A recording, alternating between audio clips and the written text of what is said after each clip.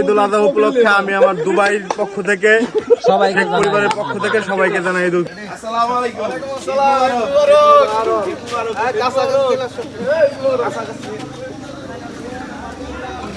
ঈদ মুবারক। ঈদ মুবারক। এই রাসেল ভাই কি খবর?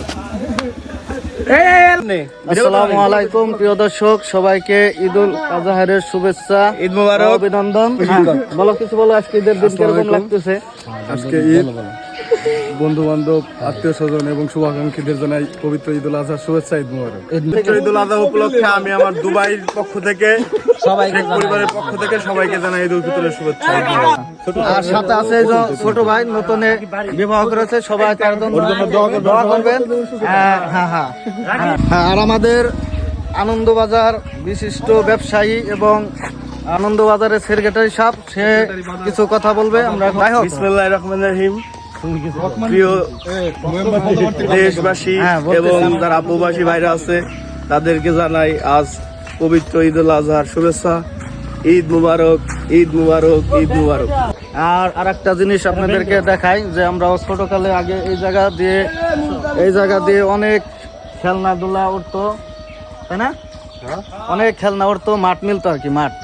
আর এখন এই যে শুধু একটা দোকান বইছে, এই যে তাও ওই যে মাটির দোকান। কি তোমার কি বেচা কিনে হয়েছে কিছু?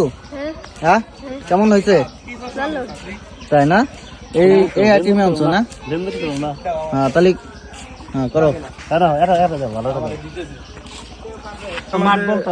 ঈদের দোকান বসতো, এখানে আমাদের মিষ্টি পাওয়া যাইতো, খেলনা পাওয়া যাইতো, পোলাপান অনেক আনন্দ করতো, রকেট ছিল। দুঃখের সহিত আমরা বলতেছি যে এগুলো আমাদের দিন দিন হারাই যাইতেছে, মানুষের ভিতরে মানুষের সম্পত্তি কমে যাইতেছে। আমরা এই ঈদের দিনে আল্লাহর কাছে চাই যে সকল মানুষ যাতে আবার সেই মিলেমিশে সম্প্রীতি নিয়ে বসবাস করতে পারি আমরা এই দেশে।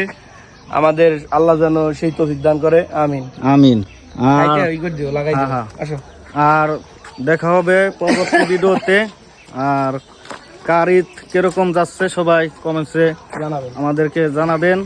আর ঈদের সুখ দুঃখ ভাগাভাগি করে নেবেন। আর সবাই ভালো থাকবেন।